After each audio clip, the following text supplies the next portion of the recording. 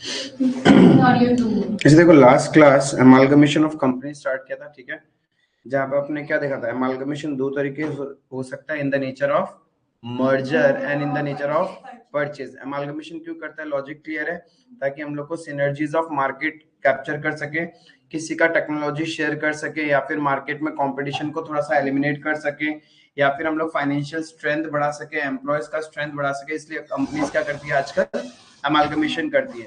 एमालगमेशन in the nature of merger और purchase में basic difference क्या है, मर्जर में सारा एसेट्स एंड लायबिलिटीज मर्ज होगा एट बुक वैल्यू, ठीक है, एक्सेप्ट अकाउंटिंग पॉलिसीज की वजह से कोई चेंजेस करना है तो वो करेंगे। इक्विटी वालों को इक्विटी ही मिलेगा, ठीक है, फ्रैक्शन हुआ तो कैश दे देंगे। इफ एग्जिस्टिंग इक्विटी से ज्यादा नया वाला कंपनी इक्विटी इश्यू कर रहा है तो हम लोग क्या करेंगे, एमालगमेशन एडजस्टमेंट अकाउंट के थ्रू उसको एडजस्ट करेंगे। एंड एमालगमेशन एडजस्टमेंट अकाउंट कहां एडजस्ट होगा, जनरल रिजर्व से डिडक्ट हो जाएगा, यानी रिजर्व एंड सरप्लस से माइनस हो जाएगा। Where is in case of purchase क्या होता है, assets and liabilities are taken by the transferring company at agreed value, ठीक है, उसमें उसको फायदा भी हो सकता है या फिर हाई वैल्यू भी पे कर सकता है। इफ प्रॉफिट हो रहा है then it is capital profit, capital reserve में जाएगा, एंड एक्स्ट्रा पे कर रहा है it is for the goodwill, ठीक है, वहां पे बार्गेनिंग वगैरह चलता है, तो we have to calculate purchase consideration. अब परचेज कंसिडरेशन कैलकुलेट करने के लिए एक तो तरीका क्या है, क्वेश्चन ने बता दिया कि इक्विटी को क्या दे रहा है और प्रेफरेंस को क्या दे रहा है। जब भी हम परचेज कंसिडरेशन की बात करते हैं, we see the payment made to the shareholders of the company, we do not see any payment made to the debenture holder or creditors, right? सिर्फ शेयर होल्डर को जो पेमेंट मिला है वो चेक करना है। अब डायरेक्टली क्वेश्चन में दिया हुआ इक्विटी को कितना दे रहा है, प्रेफरेंस को कितना दे रहा है, नो प्रॉब्लम। नहीं दिया हुआ तो हम लोग क्या करते हैं, नेट एसेट्स के अकॉर्डिंग परचेज कंसिडरेशन कैलकुलेट करते हैं, या फिर समटाइम इंट्रिंसिक वैल्यू भी यूज कर सकते हैं, ठीक है। तो लास्ट क्लास में हमने परचेज कंसिडरेशन वगैरह कैलकुलेट करना सीखा था, वहां तक कोई प्रॉब्लम है, किसी का कोई डाउट है तो पूछ लो पहले। स्टैट्यूटरी रिजर्व्स का क्या करना है, ट्रांसफरी कंपनी उसको लेके ही जाएगा इन केस ऑफ परचेज। मर्जर में तो टेंशन ही नहीं है, ऐड हो जाएगा, लेकिन इन केस ऑफ परचेज भी उसको लेके जाना ही पड़ेगा, ऑप्शन नहीं है। Normally in case of purchase share holder fund transfer नहीं होता है, वो अदर एसेट्स एंड लायबिलिटीज लेके जाते हैं। लेकिन इफ स्टैट्यूटरी रिजर्व्स है in the reserves and surplus, तो ट्रांसफरी कंपनी उसको लेके जाएगा, ठीक है। जब लेके जाएगा तो क्या अकाउंटिंग होगा, यस, एमालगमेशन एडजस्टमेंट रिजर्व बोल के एक नया आ जाएगा, वो तुम्हारा जनरल रिजर्व से एडजस्ट हो जाएगा। क्लियर है, यहां तक कोई प्रॉब्लम नहीं था। अब देखो क्या होता है, दो लोग है, एक है ट्रांसफरर और एक है ट्रांसफरी। ट्रांसफरर कौन होता है,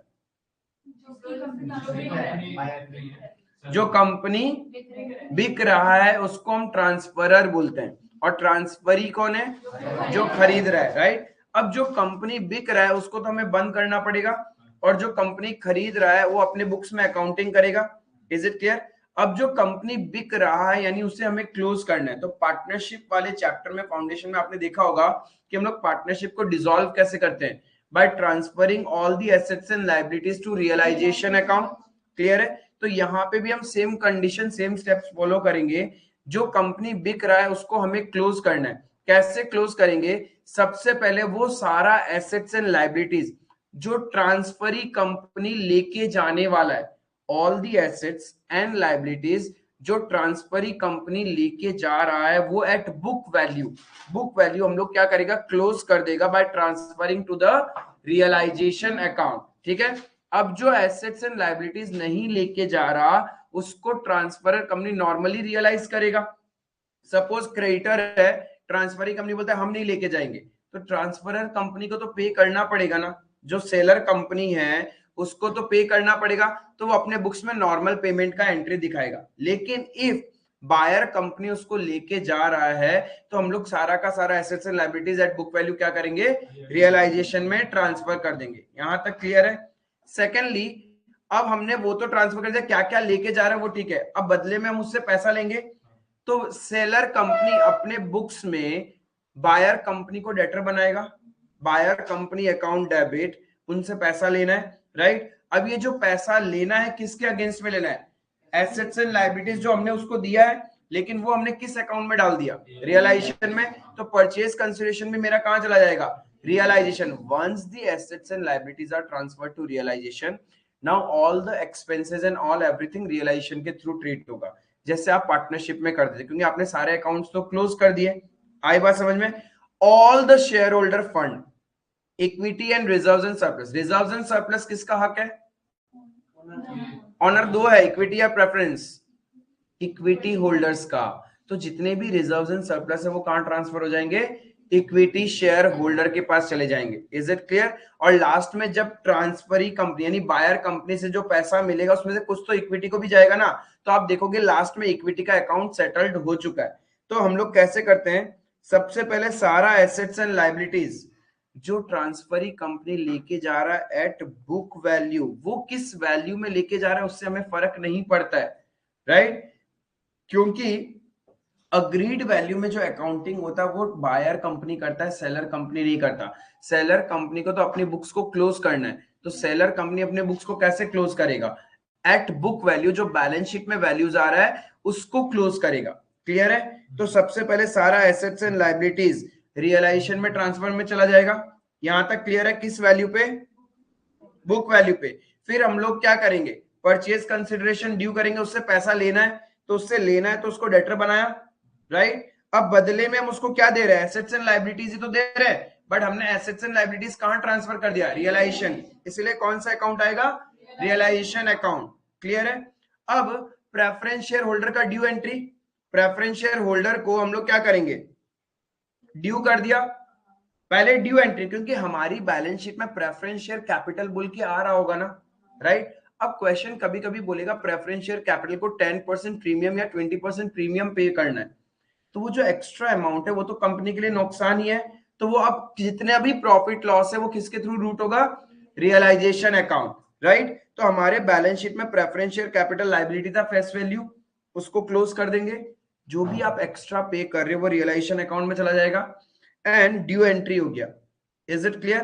फिर प्रेफरेंस शेयर होल्डर को क्या मिलेगा? जो हमें ट्रांसफरी कंपनी से मिल रहा है प्रेफरेंस शेयर्स के लिए, वो हम उनको दे देंगे। हमने देखा था ना परचेज कंसिडरेशन में कि प्रेफरेंस शेयर होल्डर को इतने नंबर ऑफ प्रेफरेंस शेयर्स मिल रहे हैं, तो जो चीज मिल रहा होगा वो हम उन्हें दे देंगे, राइट? फिर कोई भी लाइबिलिटीज जो ट्रांसफरी कंपनी नहीं लेके जा रहा उसको आप नॉर्मल पे कर दोगे। जितने भी रिजर्व्स एंड सरप्लस है वो तो इक्विटी वाले के होते हैं, तो वो उनकी अकाउंट में ट्रांसफर हो जाएगा। कोई भी प्रॉफिट और लॉस ऑन रियलाइजेशन है, किसका हक है? ये इक्विटी वालों का, प्रेफरेंस का हक नहीं होता है। तो प्रॉफिट है वो भी किसको जाएगा? इक्विटी वालों को। लॉस है वो भी कौन बियर करेगा? इक्विटी वाले बियर करेंगे। तो जो भी प्रॉफिट और लॉस होगा वो हम लोग क्या करेंगे? इक्विटी होल्डर को ट्रांसफर कर देंगे। क्लियर है? अब इक्विटी शेयर होल्डर का जो नेट वैल्यू है जो हमें ट्रांसफरी कंपनी से मिल रहा है, तो आप उसका जब एंट्री करोगे तो आपका अकाउंट सेटल्ड हो जाएगा, तो आपका अकाउंट सेटल्ड हो जाएगा।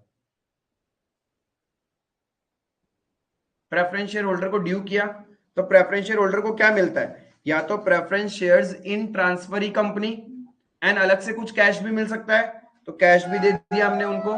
और इक्विटी शेयर होल्डर को भी सेम कहानी रहता है। तो इस तरीके से आप लोग क्या करते हो? ट्रांसफरी कंपनी के बुक्स को क्लोज करते हो, लास्ट में सारा का सारा अकाउंट्स क्लोज हो जाएगा। आना तो चाहिए उधर में रेज हैंड में।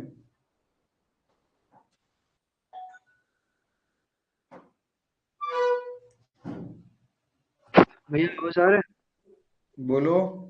ये जो अभी हम लोग एंट्री कर रहे हैं आपका closing the books of transfer company, ये हम लोग परचेज के टाइम पे कर रहे हैं ना? हाँ, जब वो अपने बेच रहा है, अपनी कंपनी को बेच रहा है उस टाइम कर रहे हैं। मर्जर के टाइम पे तो ये सब नहीं होता है ना भैया?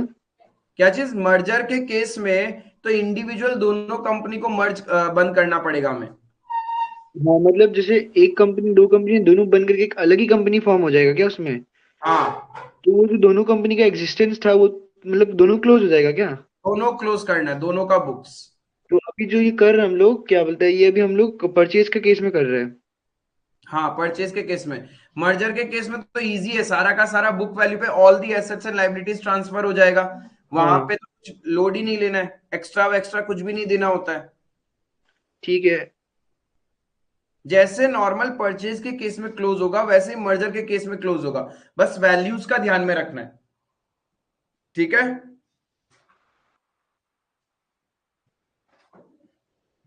कल को लिक्विडेशन एक्सपेंस ट्रांसफरी कंपनी नहीं पे करेगा हमें, तब फिर क्या एंट्री होगा?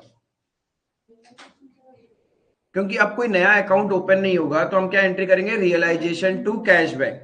इफ हमें ट्रांसफरी कंपनी रिम्बर्स करेगा तो transferee company to cash bank. Goodwill वुडविल नहीं, गुडविल कैपिटल रिजर्व तो ट्रांसफरी कंपनी के बुक्स में आएगा ना। इफ हमारा खर्चा कोई रिटर्न नहीं करने वाला, रिफंड नहीं करने वाला, या हमारे बिहाफ में हमें कोई देने वाला नहीं है, तो हम क्या करेंगे? Expense to bank normal entry होता है, बट आप एक्सपेंस का कोई नया अकाउंट ओपन नहीं करोगे, उसकी जगह क्या लिख दोगे? Realisation account. लेकिन उस जो एक्सपेंस आपने किया है उसका पैसा आपको किसी और से मिलना है, तो आप क्या करोगे? उसको डेटर बनाओगे, आप अपने बुक्स में एक्सपेंस रिकॉर्ड नहीं करोगे, तो transferee company account debit to cash bank. Clear है ये चीज?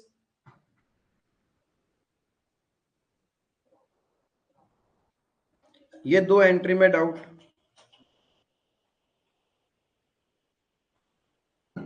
ये दो एंट्री में डाउट है क्या?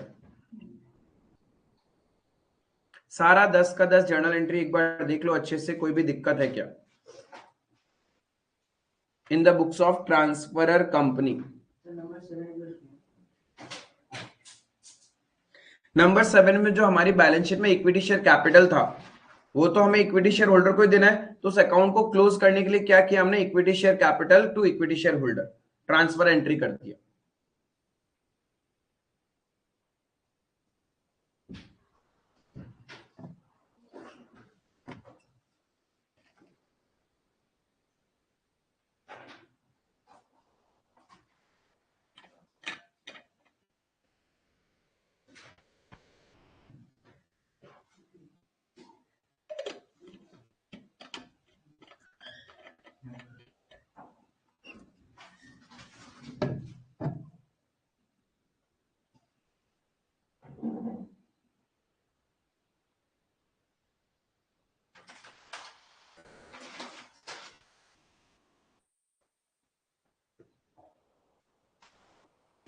एंट्री में जो हम लोग परचेज कंसिडरेशन ड्यू किया, उसका पेमेंट का एंट्री नहीं आएगा। पेमेंट का एंट्री बोले तो ट्रांसफरी कंपनी जो हमें देगा, तो ट्रांसफरी कंपनी जो हमें दे रहा है वो देगा ना, टू प्रेफरेंस शेयर या to equity shares in this. तो यहाँ पे वो एक एंट्री किया नहीं। ये जो तुम दे रहे हो ना इक्विटी शेयर और प्रेफरेंस शेयर वालों को, ये जो मिल रहा है, तो इसका पहले एक एंट्री होता है preference shares in transferee company, equity shares in transferee company, cash account debit to transferee company. जो ऊपर में डेटर बनाया था ना, वो अकाउंट क्लोज हो जाता है। फिर हम वही शेयर्स एंड कैश किसको दे देते हैं? Preference share holder and equity share holder को। मतलब तुम यहाँ पे चाहो तो लिख सकते हो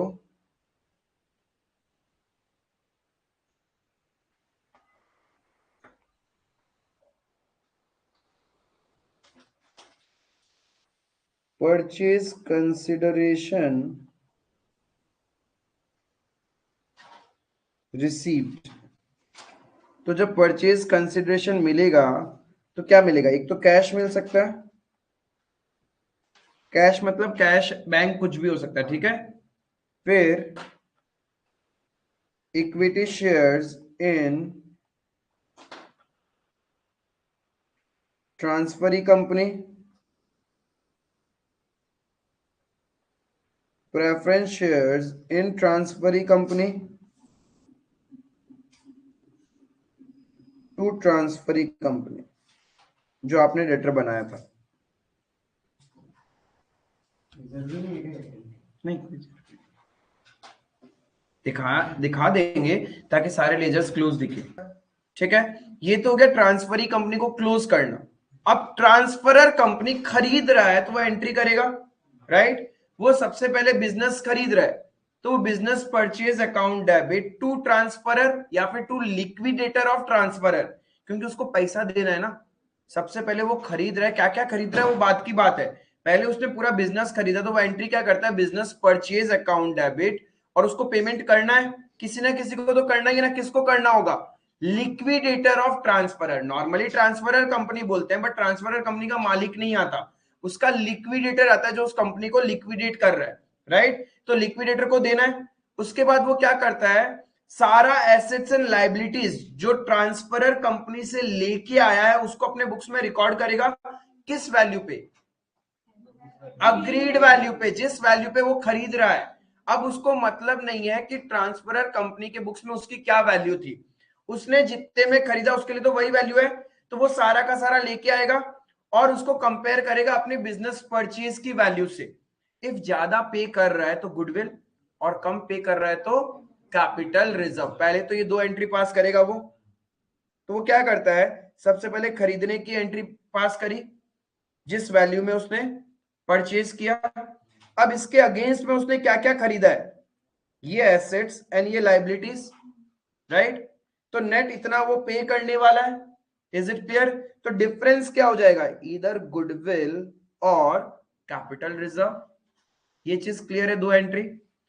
बायर कंपनी क्या करेगा, बायर कंपनी ने पहले ड्यू एंट्री पास किया कि मैंने खरीदा, फिर जो जो चीज खरीदा उसको अपने बुक्स में रिकॉर्ड करेगा at which value, agreed value. AV का मतलब एग्रीड वैल्यू। तो डिफरेंस जो आ रहा होगा that will be treated as goodwill और कैपिटल रिजर्व। क्लियर है ये चीज?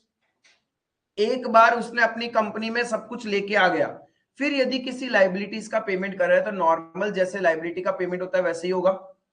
कल को ट्रांसफरी कंपनी ने प्रॉमिस कर रखा था कि ट्रांसफरर कंपनी तेरा लिक्विडेशन का खर्चा मैं दूंगा, तो एंट्री क्या होगा, गुडविल टू कैश बैंक या फिर capital reserve to cash bank. उसका तो पैसा जाएगा। फिर बदले में उसने लिक्विडेटर को क्या बनाया, क्रेडिटर, तो उसको देगा ना, क्या दे रहा होगा, प्रेफरेंस शेयर्स या इक्विटी शेयर्स या फिर कैश। लेकिन अब ध्यान रखना, जब वो शेयर्स या प्रेफरेंस शेयर्स दे रहा है तो उसके बुक्स में जो equity share capital and preference share capital बढ़ेगा वो तो फेस वैल्यू पे ही बढ़ेगा। Extra amount will be transfer to securities premium, क्योंकि भाई ये तो अपने कंपनी के शेयर्स और प्रेफरेंस शेयर्स दे रहा है। इक्विटी और प्रेफरेंस जब आप किसी को देते हो, पीसी का मतलब परचेज कंसिडरेशन, जब आप अपनी कंपनी के शेयर्स किसी को दे रहे हो तो अपने बुक्स में तो उसको फेस वैल्यू पे रिकॉर्ड करते हैं। तो equity share capital and preference share capital किस पे आएगा, फेस वैल्यू पे ही, and extra amount securities premium में चला जाएगा। और जो कैश दे रहे हो वो तो कैश ही क्रेडिट होगा। ये पेमेंट का एंट्री में दिक्कत, यानी अगर मार्केट वैल्यू 30 था, 30 पे उसको दिया, तो हम हमारे बुक्स में 10 रुपए और 20 रुपए बाकी एसपीआर में चला गया। नॉर्मल जिस तरीके से हमने शेयर्स के चैप्टर में अकाउंटिंग करते हैं। कैश दे रहा है तो पूरा फिर कैश में ही हाँ जाएगा। कैश है तो कैश, नॉर्मली कैश होता है नहीं, बैंक के थ्रू होता है। इक्विटी शेयर्स होते हैं। नहीं, बैंक के थ्रू होता है, कैश का ट्रांजैक्शन होता ही नहीं है कंपनी में। ये समझ में आया? एंट्री नंबर 3 तक क्लियर है? पहले हमने खरीदा तो उसका एंट्री, फिर क्या क्या खरीदा उसको अपने बुक्स में रिकॉर्ड कर लिया एट एग्रीड वैल्यू। डिफरेंस हमें गुडविल या कैपिटल रिजर्व मिल जाएगा। फिर हमने ट्रांसफरर कंपनी को क्रेडिटर बनाया था, उसको जो जो दिया उसका एंट्री कर दिया, राइट। अब हमारे बुक्स में एसेट्स एंड लायबिलिटीज आ चुकी है ट्रांसफरर कंपनी का।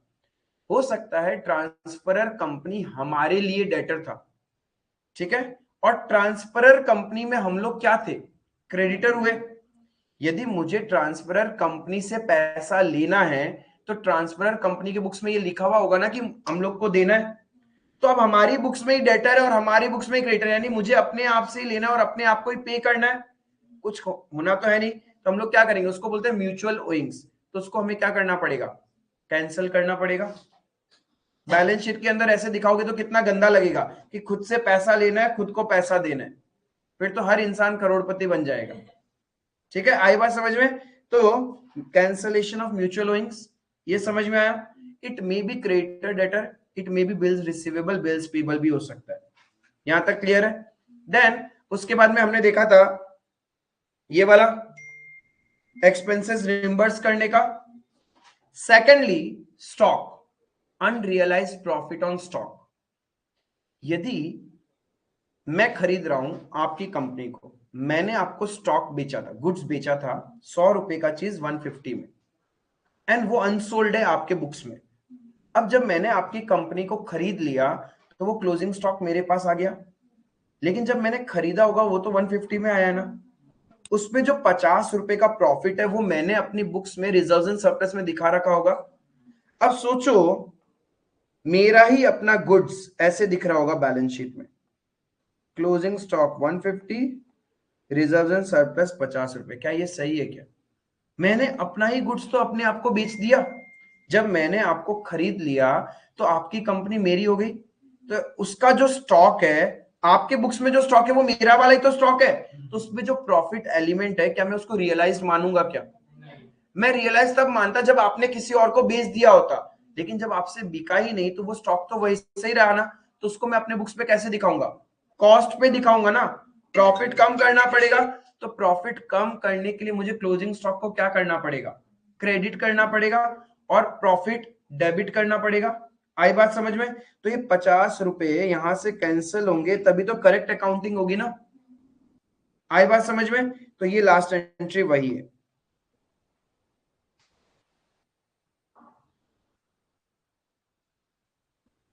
समझ में? Entry number 6 unrealise profit. 100 में खरीद के 100 में दिखा रहे हैं। क्या चीज? 100 का चीज मैंने आपको 150 में बेचा, तो जब मैंने बेचा होगा तो मैंने 50 रुपए का प्रॉफिट अपने बुक्स में दिखा दिया। अब मैंने आपकी कंपनी को ही खरीद लिया और आपसे वो गुड्स बिका भी नहीं, तो वो गुड्स वापस मेरे पास ही आ गया ना। अब सोचो 100 रुपए की चीज मैं अपने बुक्स में 150 में थोड़ी दिखाऊंगा।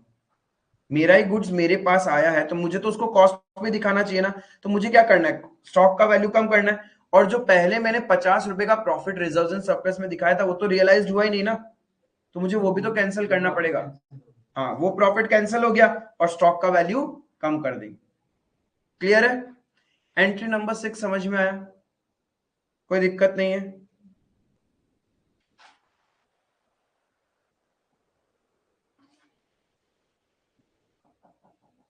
ये नोट अच्छे से ध्यान रखना, यहां पे थोड़ा सा सिली मिस्टेक हो जाता है। If debtors of transferor company includes balance related to transferee company. क्या बोला? ट्रांसफरर कंपनी यानी जो कंपनी बिक रहा है उसके डेटर्स की लिस्ट में जो कंपनी खरीद रही है वो भी है, यानी उससे भी पैसा मिलना है। Then provision for debtors made in the transferee company will be calculated by deducting the balance related to transferee company। मतलब क्या बोला? सपोज मैं आपको खरीद रहा हूं, आपके बुक्स में टोटल डेटर्स है 100 रुपीज के, जिसमें से 10 रुपए मेरे से है, 10 रुपए मेरे से। अब जब आप प्रोविजन फॉर बैड डेट्स बनाओगे, एक बात बताओ, जब मैं आपको खरीद लूंगा तो 10 रुपए तो मुझे अपने आप को ही देना है ना। क्या मैं उस पर भी डाउटफुल डेट्स बनाऊंगा? क्या नहीं बनाऊंगा, उसको हटा के ही तो बनाऊंगा। वही ये नोट है, वही ये नोट है। क्लियर है? समझ में आया ये चीज? तो ध्यान रखना, deducting the balance related to transferee company from gross debtor of transferor company. तो जो प्रोविजन बनाना होता है उसमें से जो खुद वाली वैल्यू होती है वो हटा देना, बाकी बचे हुए अमाउंट पे हम प्रोविजन कैलकुलेट करते हैं एंड प्रोविजन रिकॉर्ड करेंगे। ये पॉइंट समझ में आया क्या? फिर से बोलूं, सपोज ए है, बी है, इसके बुक्स में डेटर है 10,000 रुपए के। इस डेटर की लिस्ट में एक है बी और एक है अदर्स। ठीक है? बी से मिलना है 2,000 और अदर से 8,000 सपोज, राइट? अब जब ये प्रोविजन फॉर बैड डेट्स बनाएगा, सपोज ए को क्या किया, बी ने खरीद लिया, तो जब प्रोविजन फॉर बैड डेट्स बनेगा तो बताओ बी इसको कंसिडर करेगा क्या? भाई ये तो खुद से ही मिलना है ना, तो नहीं करना है ना, तो ये क्या करेंगे? हटा देंगे। तो प्रोविजन फॉर बैड डेट्स किस वैल्यू पे बनेगा? वही चीज उस नोट पे लिखा हुआ है। क्लियर है ये चीज?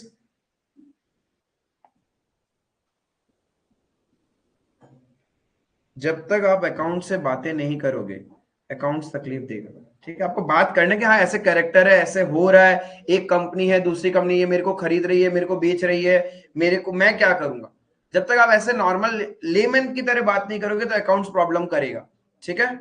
यहां तक क्लियर है? तो हमने अभी तक जो डिस्कस किया वहां पे दो चीज डिस्कस किया, एक तो ट्रांसफरी कंपनी का बुक्स ओपन करना एंड ट्रांसफरर कंपनी के बुक्स को क्लोज करना। अब ट्रांसफरर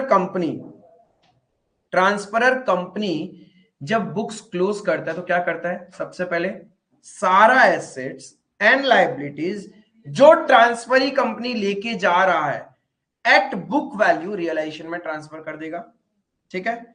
फिर उससे जो पैसा मिलना है उसका परचेज कंसिडरेशन का ड्यू एंट्री आ जाएगा, लेकिन transferor company everything realisation account के थ्रू करेगा। जो assets and liabilities transferee company नहीं लेके जा रहा उसका नॉर्मल ट्रीटमेंट होगा, वो रियलाइजेशन अकाउंट में नहीं जाएगा।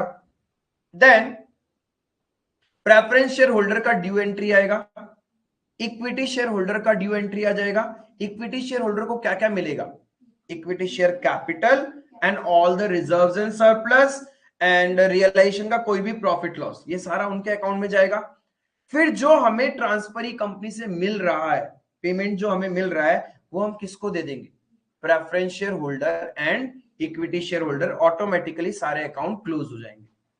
समझ में आया? बायर कंपनी यानी ट्रांसफरी कंपनी क्या करेगा? पहले बिजनेस खरीदा उसका एंट्री, फिर क्या क्या खरीदा उसका एंट्री, एसेट्स एंड लायबिलिटीज को अपने बुक्स में नॉर्मल तरीके से रिकॉर्ड करेगा at agreed value, at agreed value, ठीक है। तो difference will be treated as goodwill और कैपिटल रिजर्व। फिर ट्रांसफरी कंपनी क्या करेगा? पे कर देगा ट्रांसफरर कंपनी को, राइट। अब एक बार एसेट्स एंड लायबिलिटीज आ गया तो उसमें कोई भी म्यूचुअल ओइंग्स है उसको कैंसिल करना पड़ेगा, कोई भी स्टॉक जो उसने बेचा होगा उस पे जो अनरियलाइज्ड प्रॉफिट है उसको भी हटाना पड़ेगा, राइट। लिक्विडेशन एक्सपेंस यदि प्रॉमिस कर रखा है पे करना है तो वो पे करेगा, तो एंट्री क्या हो जाएगा? गुडविल और capital reserve account debit to cash back. समझ में आया? इतना ही कहानी होता है अमालगमेशन के केस में। यहां तक कोई प्रॉब्लम है? देखो विद द क्वेश्चन आ जाएगा रिदम, बट जब तक आपको बेसिक कंसेप्ट क्लियर नहीं होंगे, क्यों एंट्री हो रहा है, कैसे हो रहा है, तब तक आपको प्रॉब्लम होगा। आपको सीक्वेंस पता होना पड़ेगा कि कंपनी क्या करेगी, जब वो बंद हो रही है तो क्या करेगी, जो खरीद रही है वो इंसान क्या करता है, राइट। जैसे समझ लो मैं आपका घर खरीद रहा हूं, तो मैं पहले क्या एंट्री करूंगा पता है? House account debit to your name. अब उस घर में मैंने क्या क्या खरीदा, सोफा खरीदा होगा, हो सकता है कि आपका कोई आस सराउंडिंग्स में एक शॉपकीपर है, उसको कुछ पेमेंट करना है, मैंने बोला चलो वो भी मैं कर दूंगा, सब कुछ मुझे दे दो, बदले में मैं आपको एक एक्स अमाउंट दे रहा हूं, तो उसकी एंट्री करूंगा। ड्यू ही किया अभी तक, फिर मैं आपको पेमेंट करने की एंट्री करूंगा, राइट। अब वो जो शॉपकीपर है आपके बुक्स में था कि आपको 2,000 रुपए देना है, बट मेरे बुक्स में मुझे उससे 1,000 रुपए लेना भी था, तो मैं उसको दूंगा थोड़ी 2,000, 1,000 ही दूंगा ना। तो म्यूचुअल ओइंग्स कितना हुआ, वो कैंसिल कर दूंगा, मेरे बुक्स में बस नॉर्मल दिखा दूंगा कि 1,000 रुपीज पे करना है शॉपकीपर को। आई बात समझ में? तो यही जो बेसिक चीजें हम करते हैं वही चीज यहां करेंगे। कुछ भी रॉकेट साइंस नहीं है, सबसे इजीएस्ट ऑफ द चैप्टर है। बस ध्यान रखना कि आइडेंटिफिकेशन मर्जर है या परचेज है, ठीक है। And every time net asset method में घुस मत जाना, लॉजिकली वहीं पे जाते हैं, लेकिन पहले देख लेना क्या कोई इंफॉर्मेशन मिसिंग है क्या। इक्विटी को जो देना है, प्रेफरेंस को जो देना है, वो डायरेक्टली दिया हुआ नहीं है क्या? इफ नहीं है तब हमें नेट एसेट्स में जाना पड़ेगा, अदरवाइज डायरेक्ट दिया हुआ है तो कोई प्रॉब्लम ही नहीं, ठीक है। और एक चीज, डिबेंचर होल्डर एंड क्रेडिटर को इफ बाइंग कंपनी कुछ पे कर रहा है, that is not considered as purchase consideration, वो परचेज कंसिडरेशन नहीं है। मालिक लोग को जो देंगे ना वही परचेज कंसिडरेशन। यहां तक क्लियर है? पक्का? नंबर 5 देखो, इलस्ट्रेशन नंबर 5। डिवेंचर को पेमेंट कैश करेगा या फिर डिवेंचर? नहीं, डिबेंचर को पहले वो खरीद के लेके आएगा अपने बुक्स में, फिर अपने बुक्स से पे करेगा ट्रांसफरी कंपनी, यानी एज इट इज जितनी वैल्यू में उसने प्रॉमिस किया कि 10% प्रीमियम में दूंगा, तो 10% प्रीमियम में अपने बुक्स में डिबेंचर को रिकॉर्ड करेगा, फिर उसको पे करेगा। डिपेंड्स, अपनी कंपनी के डिबेंचर्स भी दे सकता है वो बदले में, उसको तो बस पेमेंट करना है। अब डिबेंचर होल्डर ने जो एग्री किया वो उनको दे देगा। यदि डिबेंचर होल्डर बोलते हैं अच्छा ठीक है आप अपनी कंपनी के नए डिबेंचर्स दे दो, वो नए डिबेंचर्स दे देगा। यदि बोलेगा नहीं नहीं हमें डिबेंचर्स नहीं चाहिए, हमें हमारा पैसा ही चाहिए, तो फिर वो पैसा देगा। तो डिपेंड्स कि आपका कॉन्ट्रैक्ट कैसा हुआ है।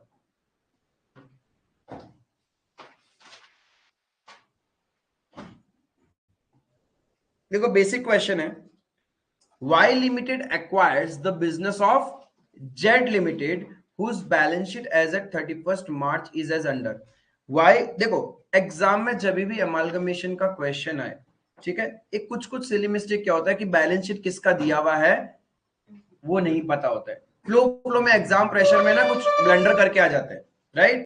तो यहाँ पे ये जो बैलेंस शीट दिया हुआ है किसका है, जेड लिमिटेड का, तो एग्जाम में सब लिख देने का, ये जेड लिमिटेड का बैलेंस शीट है। जेड लिमिटेड कौन है मेरा? सेलर है, यानी ट्रांसफरर। और वाई लिमिटेड क्या है? ट्रांसफरी। पता होना जरूरी है, क्यों? क्योंकि फ्लो में एग्जाम में बोल दिया prepare the books of Y limited, और तुम जेड लिमिटेड का बना के आए हो एकदम स्पीड में, हो गया स्पीड ब्रेकर में नेक्स्ट अटेम्प्ट। ठीक है, तो नहीं करने का, एकदम शांति से। क्वेश्चन रीडिंग के टाइम कोई हड़बड़ी नहीं चाहिए, एक बार फ्लो आ जाए ना, फिर स्पीड लगाना सॉल्यूशन में, रीडिंग में नहीं, रीडिंग शांति से। तो कहानी बोल रहा है वाई लिमिटेड है, उसने जेड लिमिटेड को खरीद रहा है, जेड लिमिटेड का बैलेंस शीट क्वेश्चन में दे रखा है। Okay, very good. और हमेशा ध्यान रखना, direct face of the balance sheet पे इंटरप्रिटेशन मत लेना। इफ कोई नोट नंबर है तो always do read the notes, कि उस नोट्स में क्या क्या कंसिडर किया गया है। समझ में आया? ठीक है, ये जेड लिमिटेड का बैलेंस शीट है। आगे देखते हैं रिक्वायरमेंट पार्ट। अब कुछ बोला है क्या?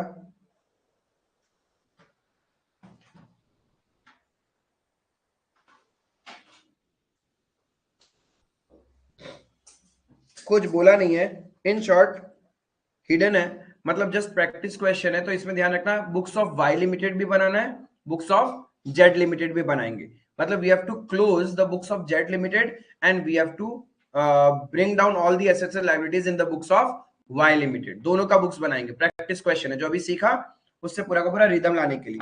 अब देखो क्या बोल रहा है, Y limited was to take over all the assets except and liabilities except for interest due on debentures and to pay following amounts। यानी जो खरीद रहा है वो बोलता है हम सारी एसेट्स ले जाएंगे एक्सेप्ट कैश, सारी लाइबिलिटीज ले लेंगे एक्सेप्ट इंटरेस्ट ऑन डिवेंचर्स। यानी जो assets and liabilities Y limited लेके जा रहा है, तो जेड लिमिटेड क्या करेगा, उन एसेट्स एंड लाइबिलिटीज को क्लोज करेगा, transferring to realisation at which value? At book value. जिस कंपनी को हम क्लोज करते हैं वो बुक वैल्यू पे क्लोज करता है, जो खरीद के लेके जाता है ना वो एग्रीड वैल्यू पे रिकॉर्ड करता है। क्लियर है?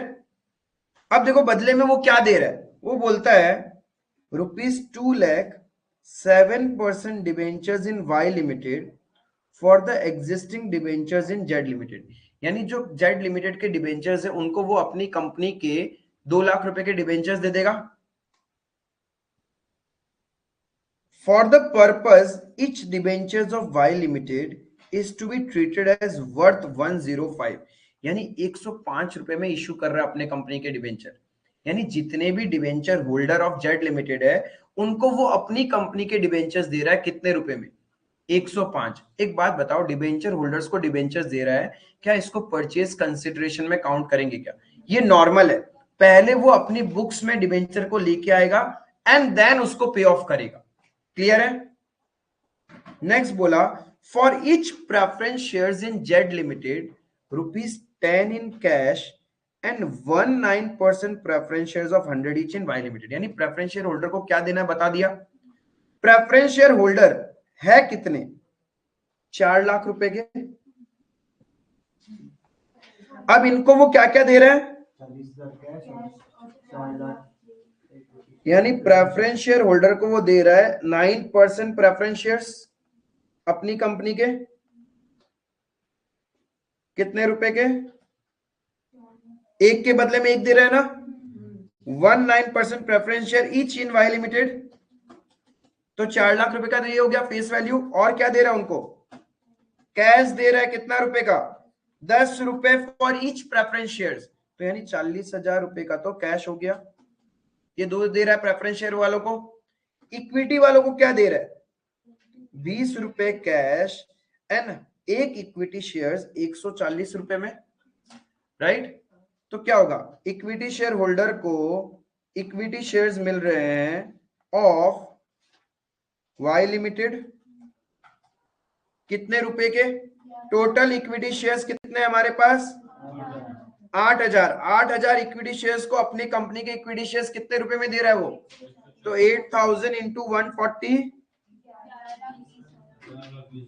इतना रुपए का तो इक्विटी शेयर दे दिया, एंड और क्या दे रहा है, 20 रुपए कैश, तो 8,000 इंटू 20। जब डायरेक्ट क्वेश्चन बता ही रहा है इक्विटी को क्या दे रहे हैं, प्रेफरेंस को, क्या कुछ भी हिडन है इसमें? नहीं है, कुछ नहीं। हमने जब परचेज कंसिडरेशन के क्वेश्चन किए थे वहां पे बहुत बार कैश एलिमेंट वाला हिडन था, necessary amount to be paid in cash. अब ये नेसेसरी क्या होता है, उसके लिए तो फिर हमें purchase consideration net asset method से निकालना पड़ा, तभी हम निकाल पाए, राइट। यहाँ पे तो बता ही दिया प्रेफरेंस को क्या दे रहे हैं, कितना दे रहे हैं, कैश दे रहे हैं, कितना दे रहे हैं, क्या दे रहे हैं, क्लियर है। इक्विटी का भी कहानी क्लियर है। तो हमें टोटल परचेज कंसिडरेशन मिल गया, कितना आया, 17,20,000। तो सबसे पहले तो यही टास्क रहता है, कैलकुलेशन ऑफ परचेज कंसिडरेशन, ये दिखा देंगे। Last point 4, expenses of liquidation of Z Limited are to be reimbursed by Y Limited. Extent of actual expenses amounted to 12,500। आप लोग पहले मुझे ट्रांसफरर कंपनी, ट्रांसफरर कौन है, जेड, उसके बुक्स में लिक्विडेशन एक्सपेंस का जर्नल एंट्री बताओ। transferring company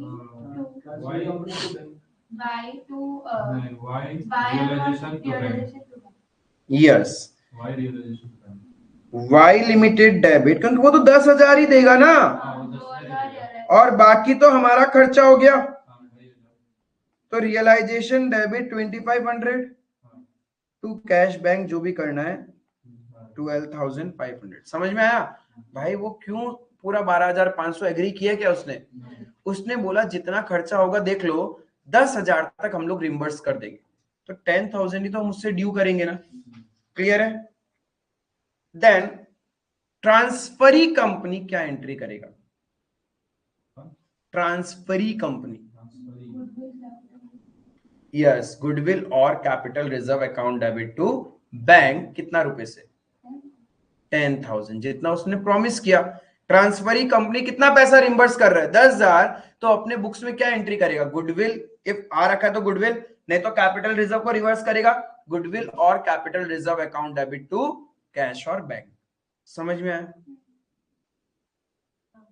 डाउट का है? कैपिटल रिजर्व क्यों आएगा? गुडविल तो अरे यदि पहले खरीदने में परचेज कंसिडरेशन में यदि हमने प्रॉफिट हुआ है तो मेरा प्रॉफिट कम हो जाएगा ना, 10,000 तो और एक्स्ट्रा दे रहे हैं, तो कम करना पड़ेगा ना मुझे प्रॉफिट। और यदि परचेज कंसिडरेशन का जो ये एंट्री था, देखो इस एंट्री में यदि गुडविल आया है तो मेरा गुडविल 10,000 और दे रहे हैं तो गुडविल और बढ़ जाएगा, एंड इस एंट्री में यदि कैपिटल रिजर्व आया है तो ये जो प्रॉफिट हुआ है तो प्रॉफिट कम हो जाएगा ना, कम करने के लिए हम लोग डेबिट करेंगे,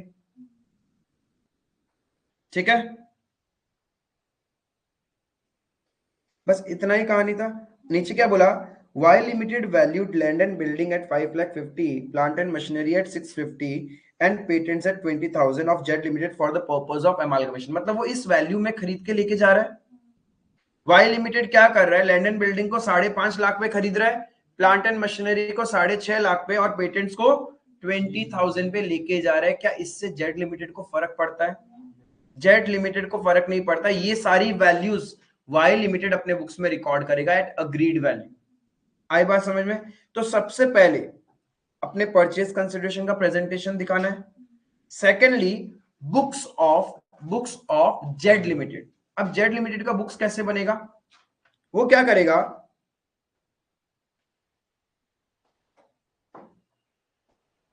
सारा एसेट्स एंड लायबिलिटीज जो वो लेके जा रहा है, क्या क्या नहीं लेके जा रहा, कैश नहीं ले जा रहा है और इंटरेस्ट नहीं ले जा रहा है। एक बार इसको छोड़ दे, फिर इसको भी छोड़ दें, इन दो को छोड़ दें, और ये तो वैसे भी नहीं लेके जाता, ये तो वैसे भी नहीं लेके जाता। इनको छोड़ के जितनी भी एसेट्स एंड लायबिलिटीज है उसको क्या करो, रियलाइजेशन में ट्रांसफर कर दो at book value, at book value. तो इससे सारा अकाउंट क्लोज हो जाएगा। यानी लायबिलिटीज को जब ट्रांसफर करोगे तो क्लोज करने का एंट्री क्या होगा, liabilities to realisation. Liabilities close करने के लिए डेबिट होगा, तो अपना एंट्री क्या हो जाएगा, 6% debentures account debit 2 lakh rupees, 6% debentures account debit 2 lakh. और क्या है लाइबिलिटी में? Trade payables account debit 1,20,000। और कोई लाइबिलिटी है क्या? और कोई लाइबिलिटी है? देखो देखो अच्छे से देखो, है वर्कमैन कंपनसेशन रिजर्व वाला, देखो लाइबिलिटी है। तो ये 5,000 रुपए वाला भी ट्रांसफर होगा यहां से। 3,000 का रिजर्व ट्रांसफर नहीं होगा, लेकिन 5,000 का रिजर्व ट्रांसफर होगा। तो workman compensation reserve account debit 5,000 to realisation. हाँ, आपने रिजर्व बना रखे थे 8,000, बट उसके अगेंस्ट में लाइबिलिटी है 5,000, तो मेरा तो उतना ही यूज होगा ना। 3,000 का रिजर्व हम उसको क्यों देंगे? वो तो मेरा एक्स्ट्रा सेविंग्स है, तो जितना एक्स्ट्रा सेविंग्स है वो शेयर होल्डर के पॉकेट्स में जाएगा। जैसे investment fluctuation reserve and workman compensation reserve partnership में करते थे, वही सेम कहानी। क्लियर है? तो ये 3 लाइबिलिटी ट्रांसफर करनी है, तो तीनों लाइबिलिटी डेबिट होकर रियलाइजेशन में चला जाएगा। जितनी भी एसेट्स है उनको क्रेडिट कर देंगे और रियलाइजेशन डेबिट हो जाएगा एट बुक वैल्यू। फिर हम लोग क्या करेंगे? परचेज कंसिडरेशन का एंट्री होगा। क्या एंट्री होगा? परचेज कंसिडरेशन लेना है ना उससे, उसका एंट्री क्या करेंगे? Y limited account debit, Z company अपने बुक्स में क्या करेगा? Y limited account debit to realisation. कितना वैल्यू से निकाला था हमने? 17,20,000 से। यहां तक क्लियर है? अब कोई लाइबिलिटी पड़ा रह गया है, उसको क्या करो? पे ऑफ कर दो, खुद पे ऑफ कर देंगे। प्रेफरेंस शेयर होल्डर का जितना भी कहानी है, I mean preference share capital जितना भी है, उसको कहां ट्रांसफर कर देंगे? प्रेफरेंस शेयर होल्डर में ट्रांसफर करेंगे। Same thing goes for all the reserves and surplus and equity share capital, उसको भी कहां ट्रांसफर कर देंगे? इक्विटी शेयर होल्डर में ट्रांसफर कर देंगे। हाँ वैभव? ये जो आप परचेज कंसिडरेशन का जो एंट्री बता रहा था 17,20,000 वाला, तो ये मतलब क्या बोलते हैं, जैसे इक्विटी शेयर होल्डर को जितना दे रहा है, प्रेफरेंस शेयर होल्डर को दे रहा है, वैसे दिखाना है या डायरेक्टली दिखाना है कि मतलब वाई पहले लिमिट? ड्यू एंट्री होगा, फिर बाद में हम उससे रिसीव करेंगे। पहले तो हमने वाई लिमिटेड को डेटर बनाएंगे, फिर वाई लिमिटेड से मिलेगा हमें 9% preference shares in Y limited, equity shares in Y limited, cash debit to Y limited. ठीक है, अलग इसमें अलग एंट्री करेंगे। इसमें बस जर्नल करना है ना, इसमें बैलेंस शीट वगैरह तो नहीं बनाना है? जर्नल जर्नल अभी पहली बात है, ट्रांसफरर कंपनी का बैलेंस शीट कभी बनाना ही नहीं होगा, क्योंकि उसको तो बंद कर रहे हैं। हाँ, बंद कर हमेशा रहे हैं। ट्रांसफरी कंपनी का ही बैलेंस शीट होगा इफ रिक्वायर्ड रहेगा। ठीक है भैया। ठीक है, तो यहाँ पे बेसिक पहले परचेज कंसिडरेशन, यहां तक तो है क्या? पहले परचेज कंसिडरेशन,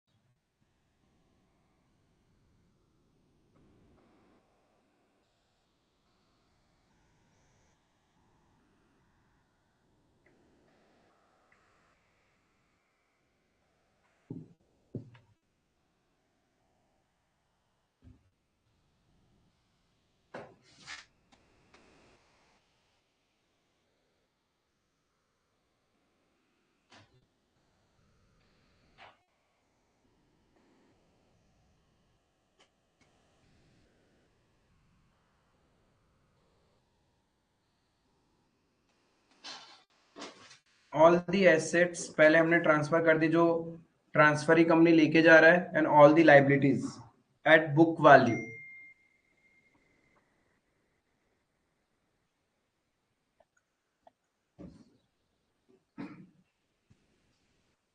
इस कंसिडरेशन वाला दिखाना। कंसिडरेशन ड्यू, तो वाई लिमिटेड को डेटर बनाओगे और रियलाइजेशन क्रेडिट हो जाएगा। वो हमने पहले ही परचेज कंसिडरेशन निकाली है 17,20,000।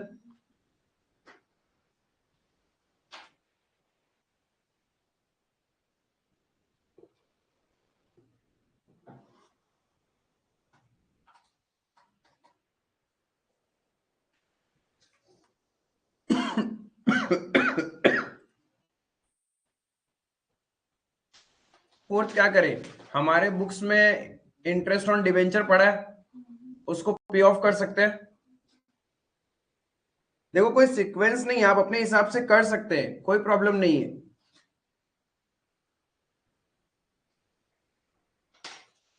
वाई लिमिटेड से क्या क्या मिल रहा है?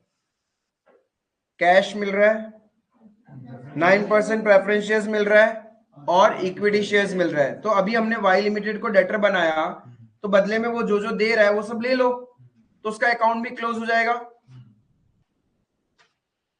तो what we can do, Y limited को 17,20,000 से डेटर बनाया था, तो उससे क्या क्या मिल रहा है? कैश मिल रहा है 2 लाख रुपए का। अरे परचेज कंसिडरेशन में देखना, टोटल कैश करोगे तो इतना ही कैश आ रहा है आपका। 9% preference shares in Y limited ये मिल रहा है, and equity shares in Y limited ये मिल रहा है। 3 चीज मिल रहा है हमें। तो जो चीजें मिल रही है उसको हमने डेबिट कर दिया। Debit what comes in? Credit the giver. Debit what comes in? Credit the giver. बचपन में सीखा होगा। और वैसे भी किसी और कंपनी के शेयर्स है तो वो हमारे लिए इन्वेस्टमेंट एसेट होता है, तो एसेट्स जब भी आता है बढ़ता है तो डेबिट होता है।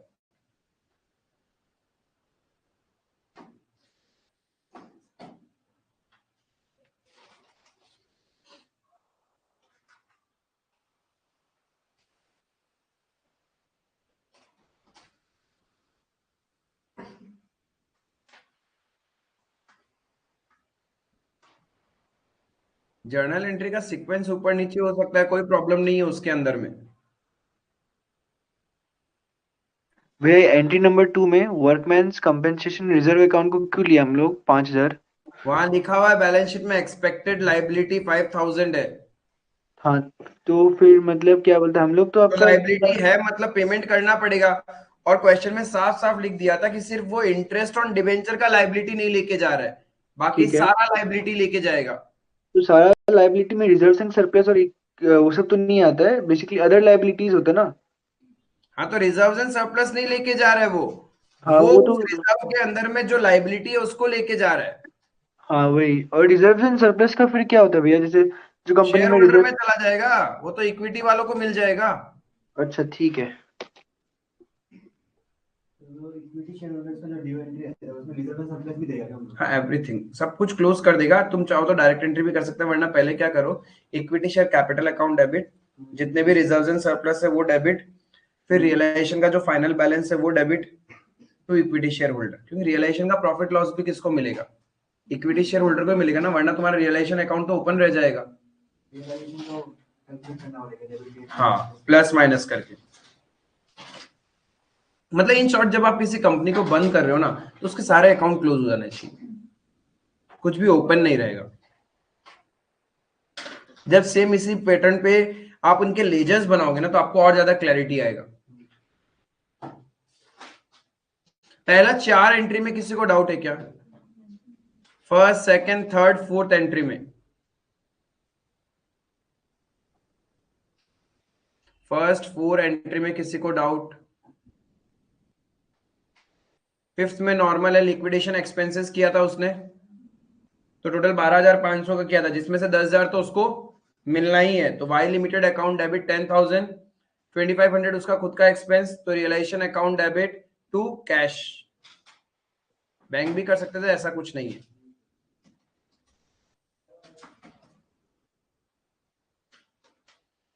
तो अगेन आपने वाई लिमिटेड को डेटर बना दिया, तो उससे 10,000 ले लो, वो तो दे ही रहा है ना हमें। तो साथ साथ में अकाउंट क्लोज करते चलो। यहां तक किसी को भी डाउट है बाबा पूछने का मेरे से?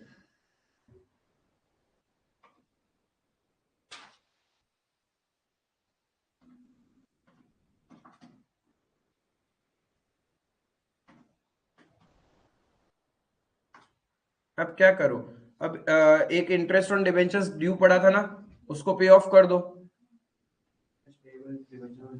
तुम्हारे बुक्स में जो लेजर का नाम है, इंटरेस्ट ऑन डिबेंचर या जो भी है नाम, उसको, हाँ कोई उससे फर्क नहीं पड़ेगा एग्जाम पॉइंट ऑफ व्यू से, टू कैश। वो एंट्री करना है एक एक एक सीधा डायरेक्ट करो ना, क्यों इतना मेहनत करना। इंटरेस्ट हाँ इंटरेस्ट टू कैश।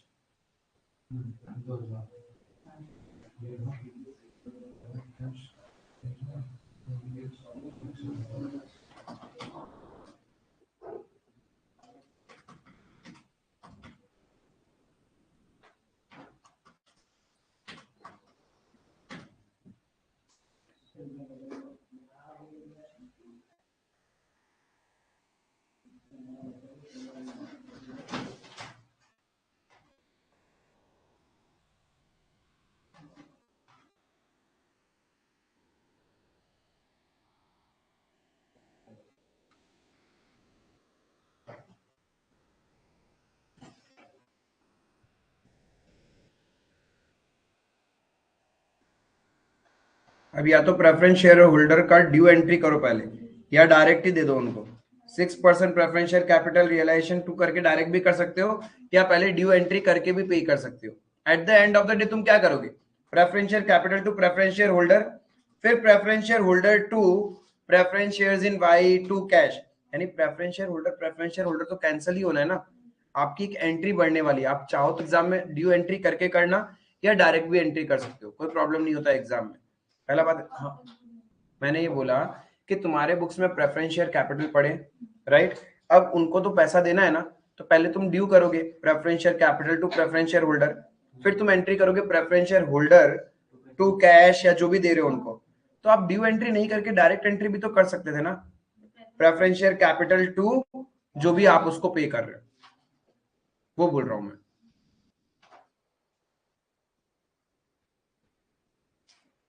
और सिंस हम तो ज्यादा ही दे रहे हैं, डायरेक्ट नीचे वाला एंट्री कर सकते हैं ना। टू कैश तो डायरेक्ट नीचे वाला, हाँ तो तुमने 2 एंट्री किया ना, तो मैंने ये बोला तो प्रेफरेंस शेयर होल्डर कैंसिल हो गया।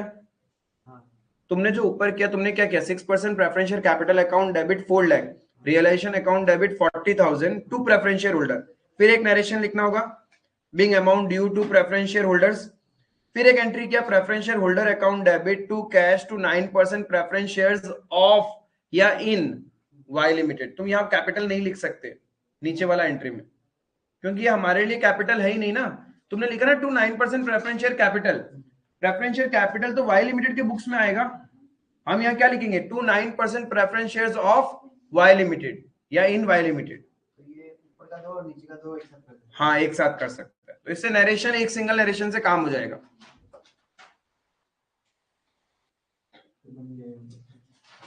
के लिए भी करेंगे। अब इक्विटी शेयर को क्या क्या मिलेगा? इक्विटी शेयर कैपिटल का हिस्सा, सारे रिजर्व्स एंड सरप्लस, एंड तुम्हारा रियलाइजेशन का जो भी प्रॉफिट लॉस है, ये तीनों ऐड होके। यहां तक हो गया क्या बाबा? यहां तक हो गया क्या? तो इक्विटी शेयर वालों को नॉर्मल सब चीज दे देंगे हम, ड्यू करके पेमेंट कर रहे हैं, ताकि दोनों चीज सिखा दिया। आप ड्यू करके भी कर सकते हो, डायरेक्ट कर सकते हो। मतलब डायरेक्ट कैसे होता, ये और ये हटा दो तो डायरेक्ट एंट्री हो गया ना। अरे अल्टीमेटली आपने क्या किया? इक्विटी शेयर होल्डर को जो जो मिलना है वो डेबिट करके पहले ड्यू किया, फिर से उसको डेबिट किया, एंड देन जो जो दे रहे वो दिया ना।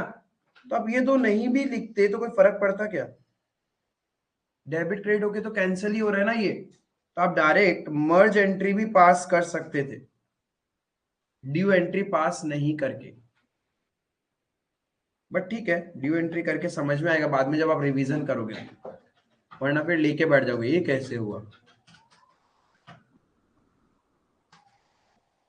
और रियलाइजेशन का प्लस माइनस करके हमने वैल्यू निकाला है कि रियलाइजेशन से प्रॉफिट हो रहा है 382,500 का।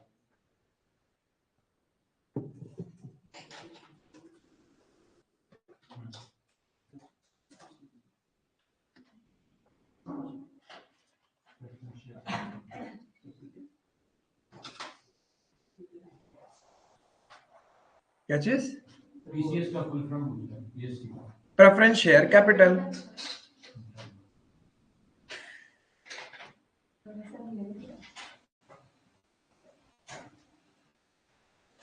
ध्यान रखना WCR सिर्फ 3,000 ही बचा है हमारे पास।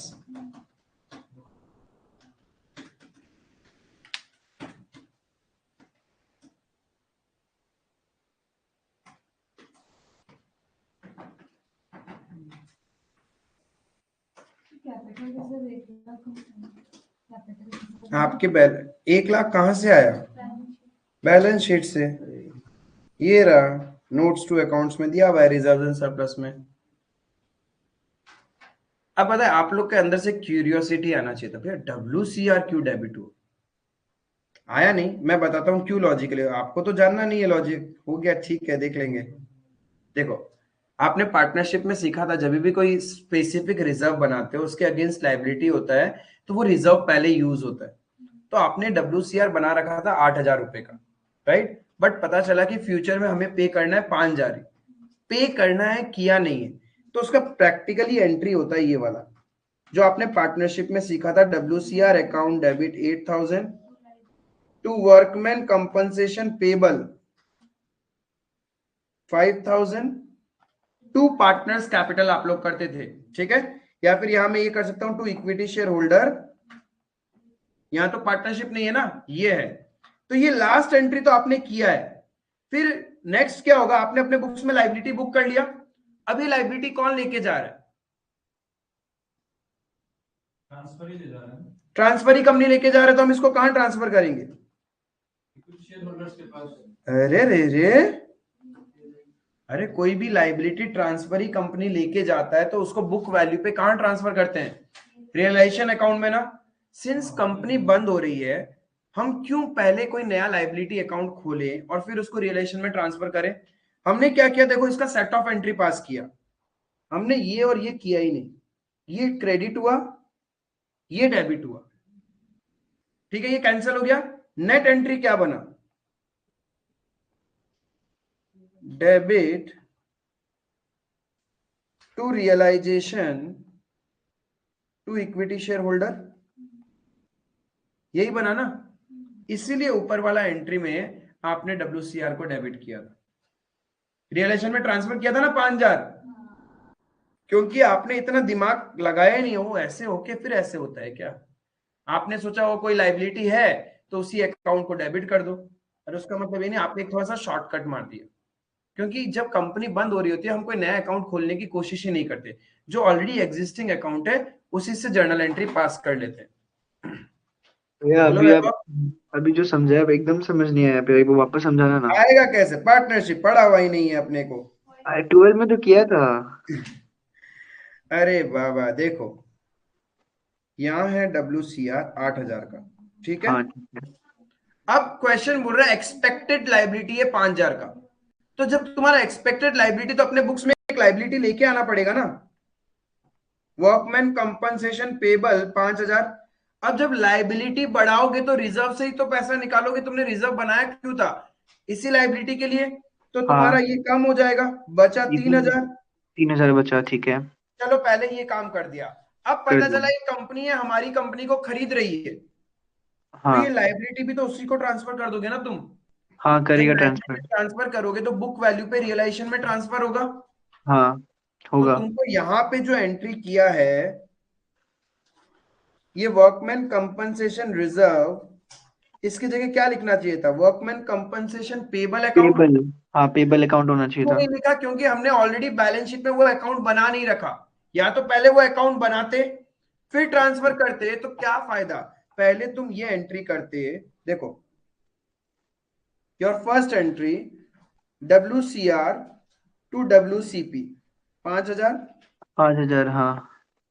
फिर ये WCP तुम किसको दे देते? ये हम रियलाइजेशन में डाल देता। तो नेट एंट्री क्या बनेगा? तो मेरा WCR टू रियलाइजेशन बनेगा नेट एंट्री। वही तो किया ना ऊपर में। अच्छा, और वो जो 3,000 बचा वो तो शेयर होल्डर को चला जाएगा। वो तो शेयर होल्डर को चला जाएगा, इसीलिए तो लास्ट एंट्री में शेयर होल्डर को ट्रांसफर किया हमने। Share holder. हाँ समझ गया।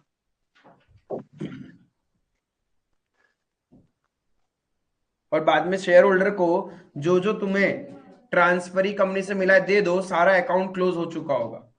क्रॉस चेक करना चाहोगे तो कर लेना।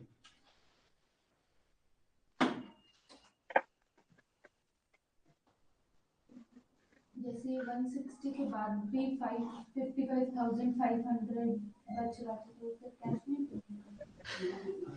मैं वेट ही कर रहा था कोई पूछे क्या मेरे को यहाँ पे, वरना आंख बंद करके बस छाप लो। अरुण भैया ये जो आप लास्ट में 55500 प्लस किया है ना, ये रियलाइजेशन का जो डेबिट क्रेडिट का बैलेंस है वो प्लस किया है ना? बिल्कुल नहीं, तो रियलाइजेशन में कौन सा बाबा? अरे भाई, बिजनेस में जो कैश बच गया वो हाँ। कैश भी किसके पास जाएगा? इक्विटी मालिक वालों के पास जाएगा ना। देखो तुम्हारे पास ट्रांसफर ही कंपनी ने कितना कैश दिया तुम्हें? 2 लाख। ट्रांसफरी कंपनी ने इक्विटी के लिए तो 160 ही दिया था और हाँ बाकी 40,000 प्रेफरेंस वालों को दिया था। तो हाँ जब तुम एंट्री कर रहे हो, एंट्री जब कर रहे हो तो कैश इक्विटी वालों को 160 तो उधर से आया है। आया, फिर ठीक है। अभी तो चेक करो कैश बैलेंस। हाँ, क्या 70,000 तुम्हारा बाकी है। कैश ट्रांसफरी कंपनी लेके जा रहा है क्या? तो नहीं तुम्हारा लेके जो जा रहा कैश है। अकाउंट है वो तो ओपन है, तो उसका प्लस माइनस करके चेक तो करो तुम्हारे बिजनेस में फाइनल कैश कितना बच रहा है। अरे बैलेंस शीट में कैश कितना था? 70,000। ठीक है, 70,000 था, 2 लाख इससे आया, प्लस 2 लाख हो गया, देन 12,500 लिक्विडेशन खर्चा में चला गया। हाँ ठीक है, 12,500 चला गया, माइनस कर देते हैं, फिर 10,000 वापस आ गया, ऐड हो गया। देन इंटरेस्ट ऑन डिवेंचर पे कर दिया 12,000 का, वो चला गया। 40,000 तुमने किसको दे दिया? प्रेफरेंस वालों को। तो बचा कितना हाँ, कैश? 2,15,500। वही तो तुम टोटल दे रहे हो इक्विटी वालों को। समझ गया। और भैया जैसे क्या बोलता है, ये जो रियलाइजेशन एक जगह डेबिट हुआ है, क्रेडिट हुआ है, जो रियलाइजेशन का नेट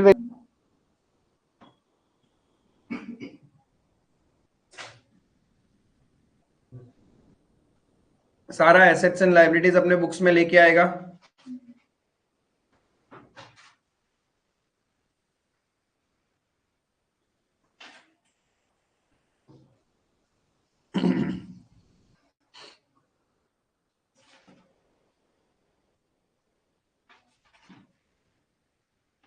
पहले परचेज कंसिडरेशन से बिजनेस खरीदने का एंट्री करेगा वो, business purchase account debit to Z limited. और जो जो एसेट्स एंड लाइबिलिटीज जिस वैल्यू पे लेके आ रहा है एग्रीड वैल्यू पे रिकॉर्ड करेंगे।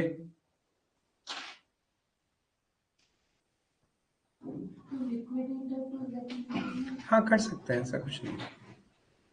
थर्ड एंट्री में क्या करते हैं? पेमेंट करेंगे। तो पेमेंट का एंट्री आप लोग बताओ।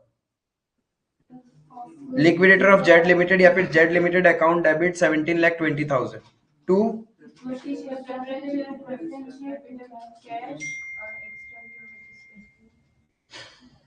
डाउट में तुक्का मारता है। अबे प्रेफरेंस शेयर तो फेस वैल्यू में इशू किया है, लेकिन इक्विटी शेयर आपने प्रीमियम पे इशू किया था 140 रुपए में, तो 40 रुपए तुम्हारा सिक्योरिटीज प्रीमियम में जाएगा। तुक्का मारता है। ये 2 एंट्री हो गया। हम लोग तो बिजनेस परचेज डेबिट क्यों किया? किधर? ये फर्स्ट सेकंड एंट्री। तभी तो बिजनेस परचेज अकाउंट क्लोज होगा ना। पहले तुमने ऐसे ही रैंडमली डेबिट कर दिया, इसके बदले में क्या क्या आया, तभी तो ये क्लोज होके तुम्हारा गुडविल या कैपिटल रिजर्व आ रहा है ना। This plus minus this will be this. अब यहाँ पे ऐसे मत लिख देना 2 9% preference shares of Y limited. अरे भाई वो अपने कंपनी में ऐसा थोड़ी लिखेगा, वो तो नॉर्मल कैपिटल को ही डेबिट क्रेडिट करेगा। हाँ तो इतना ऑब्वियस से बोला इन गलती हो जाता है। ये चीज पता था कि एटलीस्ट नाम तो मेंशन नहीं करेगा। गलतियां हो जाती है। हाँ।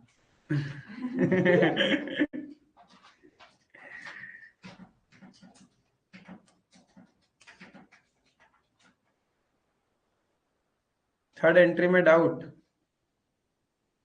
उसने 2 लाख का कैश दिया, 9% प्रेफरेंस शेयर कैपिटल जितना दिया वो तो फेस वैल्यू पे दिया था। इक्विटी शेयर कैपिटल उसने क्या किया था? प्रीमियम में दिया था, तो प्रीमियम पार्ट अलग करना पड़ेगा, वो अपने बुक्स में फेस वैल्यू पे ही रिकॉर्ड करेगा।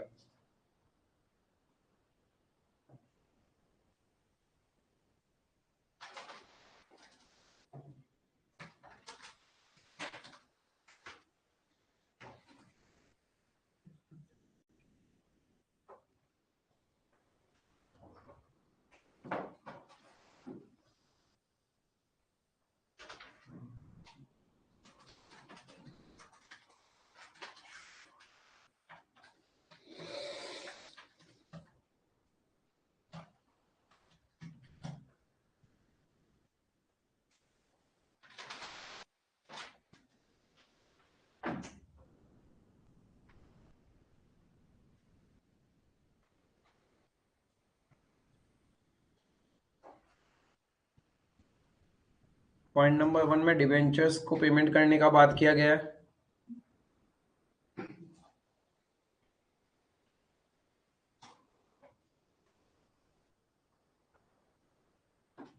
आप जो परचेज कंसिडरेशन निकालते हैं उसका दिखाने का तरीका दिखाओ। 7 में हाँ, present। As at that date of amalgamation was as under, दोनों का बैलेंस शीट दिया हुआ है कि दोनों मिलके क्या बना रहे हैं, एलके लिमिटेड। के लिमिटेड खत्म हो जाएगा, एल लिमिटेड खत्म हो जाएगा, एक नया कंपनी बनेगा एलके लिमिटेड। अब आगे देखो, अब ये जो एलके लिमिटेड बन रही है in the nature of merger है या परचेज है? परचेज है। कैसे पता चला? क्योंकि यहाँ पे बोला issue of 5 preference shares of 20 each at the rate 18 paid up at a premium of 4 पर share for each preference share, यानी एक के बदले में 5, यानी इक्विटी के बदले इक्विटी, प्रेफरेंस के बदले प्रेफरेंस, नंबर्स अलग है। और आगे चल के कहीं कैश का भी बात किया है क्या?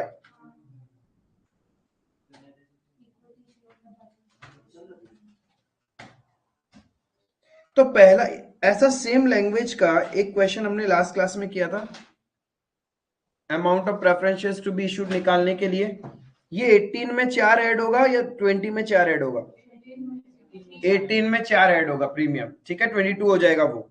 बट वैसे तो है तो 20 के ऊपर है ना, क्या चीज? 18 plus 4 22। Issue of 6 equity shares of 20 each in LK Limited at the rate 18 paid up at a premium of 4 held in both the company. In addition, necessary cash should be paid to the equity shareholder of both the companies as is required to adjust the right of shareholders of both the companies in accordance with the intrinsic value of the shares of both the companies. यानी इसका मतलब ये हो गया amalgamation in the nature of purchase, amalgamation in the nature of purchase, ठीक है। अब एक चीज समझो, हम लोग प्रेफरेंस शेयर्स को कितना दे रहे हैं? एक के बदले में 5 प्रेफरेंस शेयर्स। प्रेफरेंस शेयर्स कितने हैं के लिमिटेड में? 4000 प्रेफरेंस शेयर्स है, एक के बदले में 5 इंटू 5, वैल्यू 20, तो कितना वैल्यू हो गया? 4,40,000 का तो प्रेफरेंस शेयर्स मिलेगा, राइट। सिमिलरली हम लोग क्या करेगा, एल लिमिटेड का निकाल लेगा। एल लिमिटेड के कितने हैं?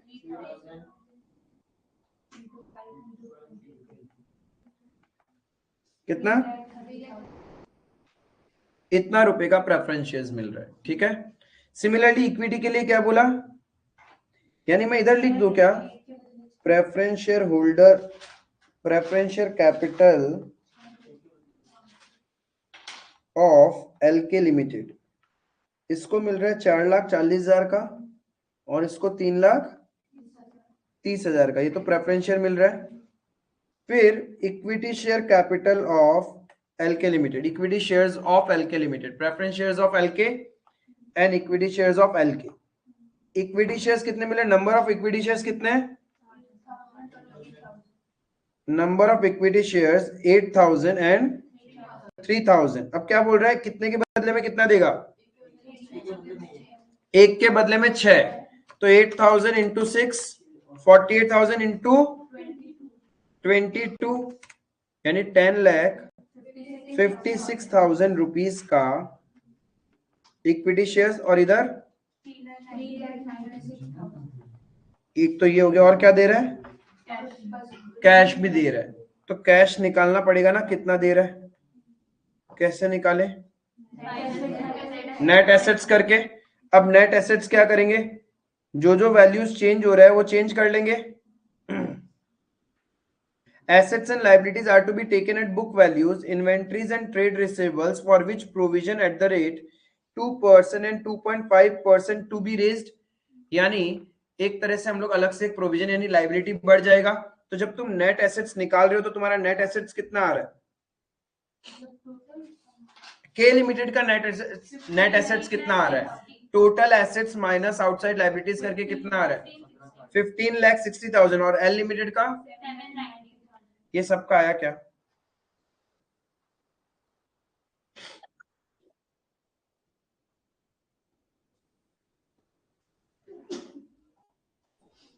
जो पॉइंट दिया है ना आपका लास्ट में कि क्या बोलते हैं 20,000 the trade receivable of K limited include 20,000 due from L limited, तो क्या बोलते म्यूचुअल हैं। ओइंग्स है वो। हाँ तो वही तो, ये माइनस हो जाएगा ना।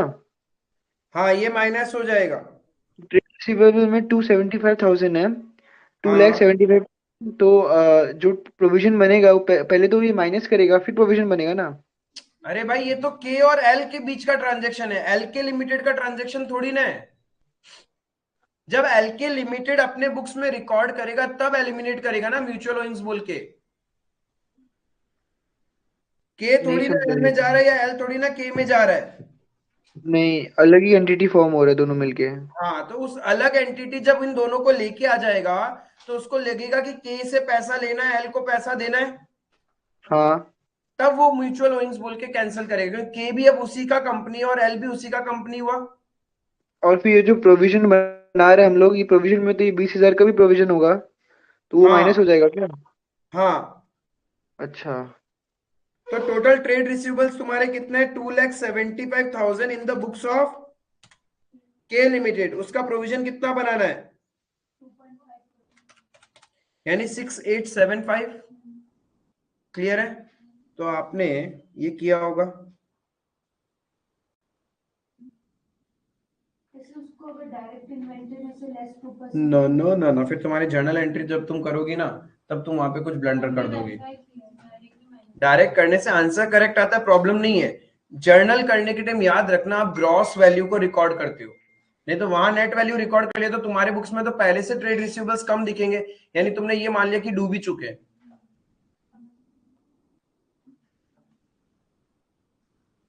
तो यानी कैश में जो पे करना है के लिमिटेड को 64,000 और एल लिमिटेड को 64,000, इसमें कोई प्रॉब्लम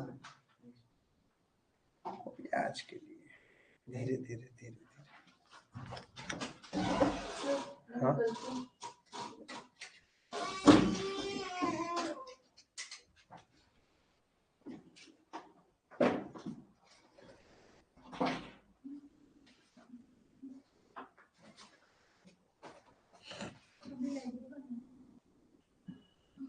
तेजस नहीं बनाया,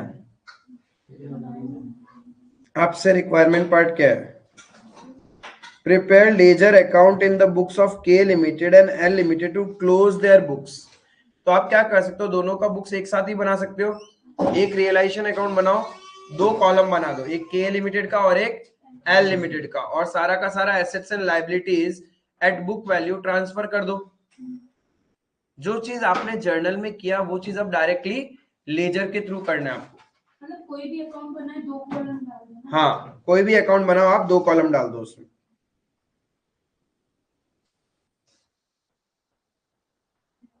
तो पहले रियलाइजेशन अकाउंट बनाओ, एट बुक वैल्यू सारा का सारा एसेट्स एंड लाइबिलिटीज ट्रांसफर करो।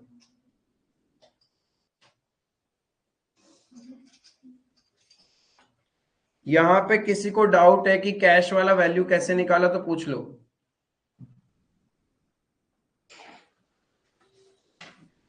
यहां तक कोई प्रॉब्लम। तो जैसे प्रीवियस क्वेश्चन में हमने जर्नल किया था बुक्स क्लोज करने के लिए, यहाँ पे सारा लेजर्स बनाना है। क्या क्या लेजर बन जाएगा, एक बन जाएगा रियलाइजेशन अकाउंट, एक बनेगा एलके लिमिटेड का अकाउंट क्योंकि हम लोग ड्यू करते हैं ना उसको, फिर एक बनेगा तुम्हारा प्रेफरेंस शेयर होल्डर, एक इक्विटी शेयर होल्डर, ठीक है। कैश बैंक यदि कुछ है, कैश लेके जा रहा है ना, वो कैश तो लेके जा रहा है तो वो अकाउंट बनेगा ही नहीं। आपका बनेगा realisation, LK limited, preference share capital, equity share capital, preference share holder, equity share holder. क्योंकि पहले आप ड्यू एंट्री करते हो, उससे इक्विटी और रिजर्व सारे बंद हो जाएंगे, फिर प्रेफरेंस शेयर होल्डर को पेमेंट का भी तो एंट्री होता है, तो प्रेफरेंस शेयर होल्डर अकाउंट भी बनाना पड़ेगा।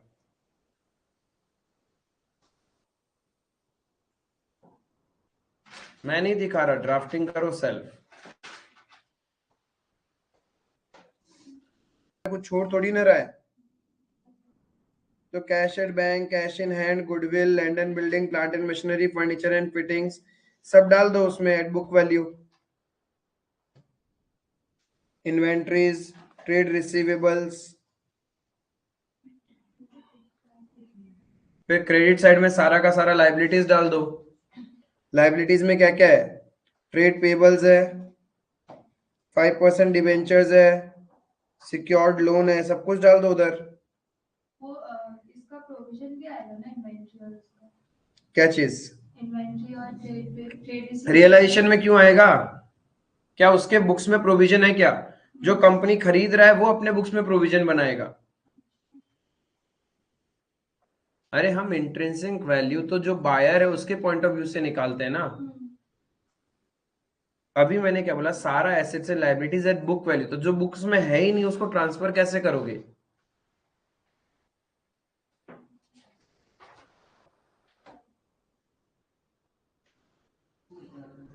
अरे देखो बाबा, पहले सारा एसेट्स ट्रांसफर कर दो, land and building, plant and machinery, furniture and fixture, goodwill, trade receivables, inventory, cash at bank, cash in hand, ये सारा आ गया रियलाइजेशन में। क्रेडिट साइड में लाइबिलिटीज आ जाएगा, 5% debenture, secured loan, trade payables, ये कर दिया। फिर परचेज कंसिडरेशन ड्यू करते हैं अपन, L K limited account debit to realisation, तो रियलाइजेशन के क्रेडिट में आ जाएगा बाय एल के लिमिटेड।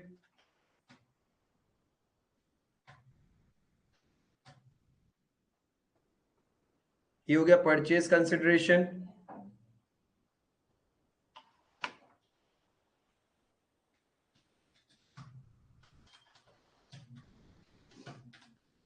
अगर इक्विटी शेयर को कुछ एक्स्ट्रा पेमेंट कर दो तो पीएनएल नहीं जाएगा? हाँ, कुछ एक्स्ट्रा पेमेंट कर दो पीएनएल? क्यों? तो जो मतलब इक्विटी शेयर होल्डर अकाउंट में है तो 3,71,375 एक्स्ट्रा आ रहा है। एक्स्ट्रा कैसे आ रहा है? एक्स्ट्रा क्या चीज का आ रहा है? मतलब क्रेडिट में 3,71,375। कुछ बचना तो नहीं चाहिए। चलो एक बार देखते हैं। पहले एक चीज समझो, यहाँ पे ये एसेट्स ट्रांसफर करी, इसमें दिक्कत है क्या? छोड़ देना इस अकाउंट को, ठीक है? इसका एंट्री मैं समझा दूंगा, ये भी छोड़ देना। हाँ, बाकी समझ गया। ये समझ गया? हाँ ये समझ गए? हाँ ये ड्यू एंट्री समझ गए? हाँ। ठीक है।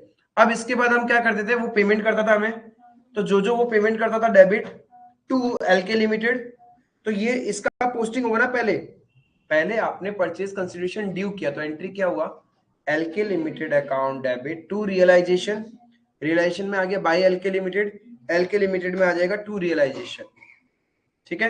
अब जो जो वो पे करेगा हम एंट्री क्या करेंगे, preference shares in LK limited account debit, equity shares in LK limited account debit, cash account debit to LK limited, तो एलके लिमिटेड में लिखेंगे by preference shares in LK, by equity shares in LK, by cash, तो LK limited account close. यहां तक clear है? यहां तक कोई प्रॉब्लम? अब प्रेफरेंस शेयर कैपिटल का जितना भी अमाउंट बनता है वो कहां चला जाएगा, प्रेफरेंस शेयर होल्डर। अब हम प्रेफरेंस शेयर होल्डर को तो ज्यादा पे कर रहे हैं ना, ज्यादा पे कर रहे हैं, तो एंट्री क्या होगा, preference share capital account debit, realisation account debit to preference share holder, right? तो रियलाइजेशन अकाउंट डेबिट हो रहा है तो टू प्रेफरेंस शेयर होल्डर आएगा ना, preference share capital account debit, realisation account debit to preference share holder, तो realisation debit के तो उसके डेबिट में आएगा ना, टू प्रेफरेंस शेयर होल्डर, और कैपिटल पूरा का पूरा कहां चला जाएगा, to preference share holder, transfer कर दिया। अरे आपकी जर्नल की लेजर पोस्टिंग भूल गए क्या? यहां तक समझ में आया क्या? ये वाला पार्ट और ये पार्ट यहां तक समझ में आ रहा है क्या? अरे प्रेफरेंस शेयर कैपिटल का जो भी ओपनिंग बैलेंस था वो हमने कहां ट्रांसफर कर दिया, प्रेफरेंस शेयर होल्डर को, और जो एक्स्ट्रा पेमेंट कर रहे हैं वो तो रियलाइजेशन के थ्रू ही आएगा, तो वो आ गया। क्लियर है? तो प्रेफरेंस शेयर होल्डर का अकाउंट क्या बनेगा, by preference share capital by realisation, by preference share capital by realisation, return में उनको हम क्या दे रहे हैं, preference shares in LK limited, तो जब उनको देंगे तो एंट्री क्या होगा, preference share holder account debit to preference shares in LK limited, तो to preference shares in LK limited.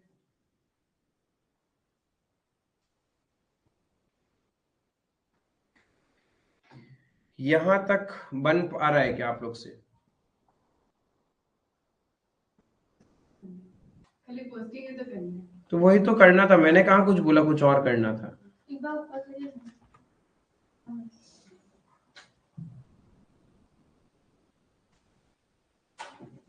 Loss का क्या सीन है?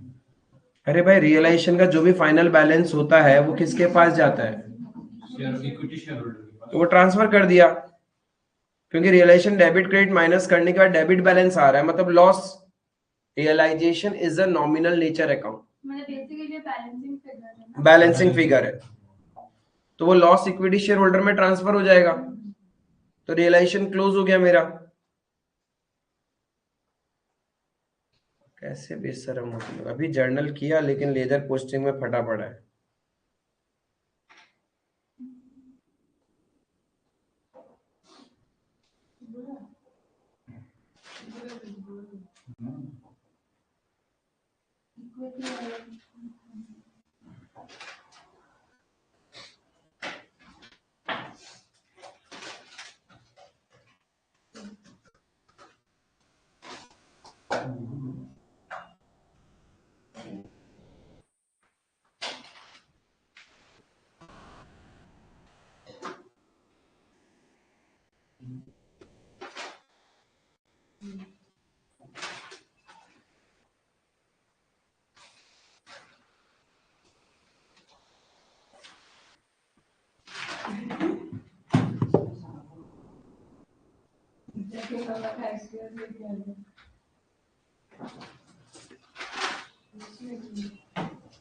कौन सा सारा करो?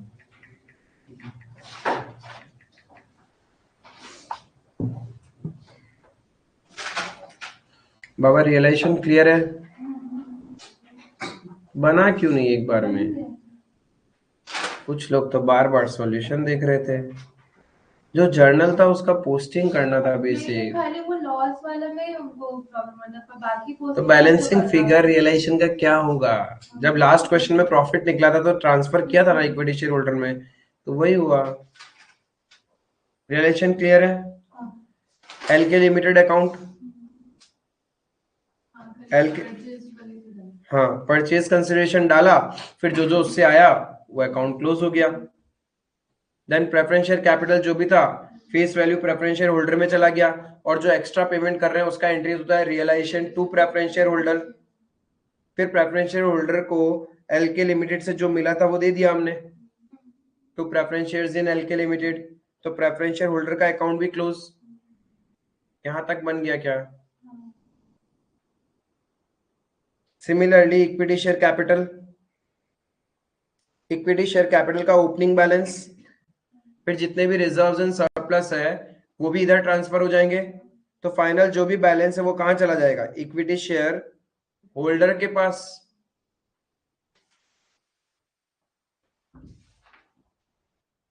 अरे सारे लेजर्स क्लोज करने हैं ना।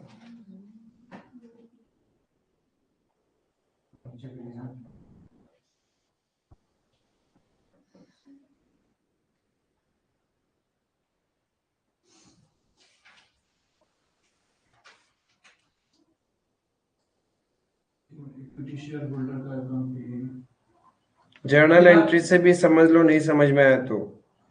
फिलहाल अभी हम लोग अपना प्रैक्टिस के लिए जर्नल का थ्रू करके कर ही सकते हैं ना। कर सकते हो, कोई दिक्कत एग्जाम नहीं में है। तो एग्जाम में ऑब्वियसली दोनों में से कोई एक ही चीज लेकिन पूछेगा। फिलहाल प्रैक्टिस क्योंकि रिटेन नहीं रह रहा है। हाँ कोई हाँ, दिक्कत तो नहीं है। पहले कर लेते हैं, फिर उसके बाद देख के हाँ कोई पोस्टिंग कर दिक्कत देंगे। नहीं, कोई दिक्कत नहीं है। अब एक बार इक्विटी शेयर होल्डर में ट्रांसफर हो गया तो इक्विटी शेयर होल्डर में क्या क्या आया? एक तो ये बैलेंसेस, ये आ गया, ठीक है। रियलाइजेशन का लॉस, इतना पैसा उनको देना है, उसमें से लॉस का लेना भी तो है, तो रियलाइजेशन का लॉस कट गया। बाकी बचा हुआ जो हमें मिला है उनसे वो हमने इनको दे दिया, तो लेजर क्लोज हो गया। इतना ही तो था, यही क्वेश्चन था। पता नहीं क्या सोच रहे थे कि क्या आ गया है, ऐसा तो कुछ डरावना आया भी नहीं इस क्वेश्चन में।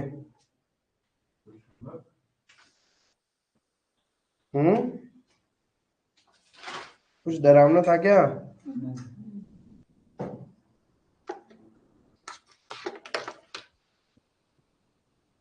आज आज और कल वाला प्रॉपर्ली रिवाइज करके आना नेक्स्ट क्लास।